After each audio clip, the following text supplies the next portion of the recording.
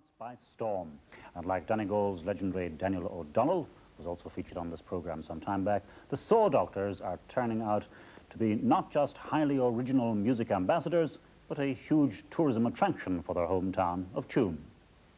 Oh, true God, I'm telling you straight, I'm on my way and I just can't wait. Will you hear the bed in my old room? 'Cause I'm going back to Tuam. I'm going back to Tuam.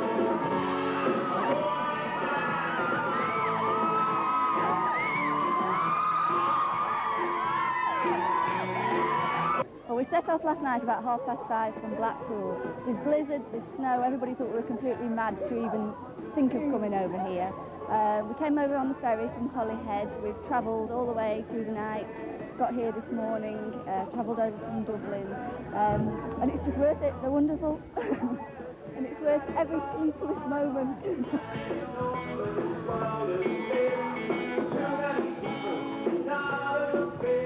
The Sawdoctors were just about to wing their way to London, but Diane Redman had braved the elements to come from Blackpool, and Nigel Jones had motored from Monmouth, and Ruth Dean had made the pilgrimage from Preston. I come over to Tuam basically to see the band, but it did take me a while to get here though. I had to get a train from Preston to Manchester, then a plane over, and then from Dublin to Galway, and then from Galway to Tuam. It took me about 12 hours altogether, but it was worth it once I got here because I'm having such a brilliant time. 8 years ago, when they first exploded onto the Irish music scene with their powerful, pulsating and sometimes slightly irreverent country rock sound, the Sawdoctors could never have imagined themselves becoming pop idols, let alone tourist attractions.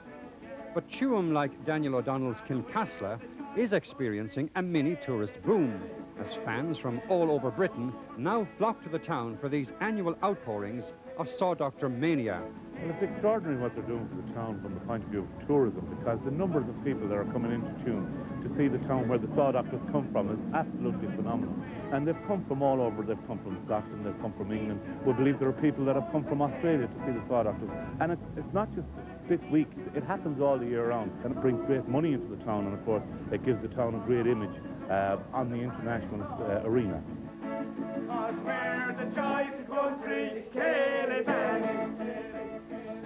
For the Sawdoctors, it was the less than orthodox launch of their first new album in 3.5 years. And for hundreds of their fans from Britain, the US and Australia, it was an excuse to attend the party of a lifetime in Tuam. We've seen them at the Flower at Finsbury Park, and it was just brilliant. We've followed their career ever since. And what they sing about is universal. It's nothing to do with Irish. It connects with everybody, and it's just brilliant. It really do connect. What happens in life?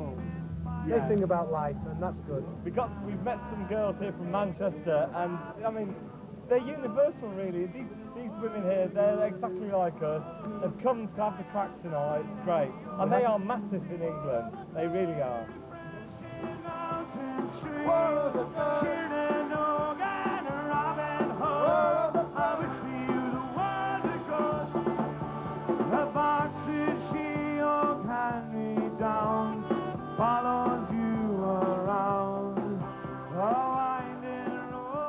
Well, they got to number 15 with his current single. Image-wise, I mean, they couldn't be more different to what's currently happening in the top 40. But I think image has been proved in the past is a fairly temporary thing. And I think, you know, they've got catchy songs that are radio-friendly, which they have. I think, yeah, I think they've got a more than even chance. Michael D. lecture me in sociology, everything usage, you've heard the degree. Fair social policy, global equality, even the king of the earth, I can say. Oh, Michael D, up on his Michael D, giving his all. Michael D, up on his Michael D, up on the dawn. Michael D, up on his Michael D, giving his all. Michael D, up on his Michael D, rocking the dawn.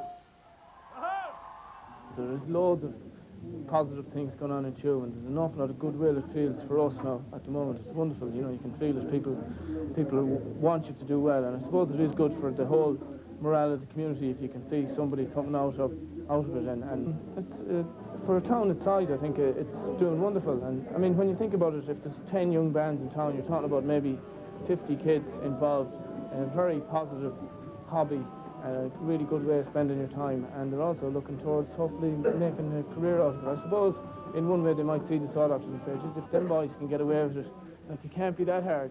We're all one now. You see them in England, the crowds they get. I don't know sometimes whether I enjoy more watching them or watching the crowds.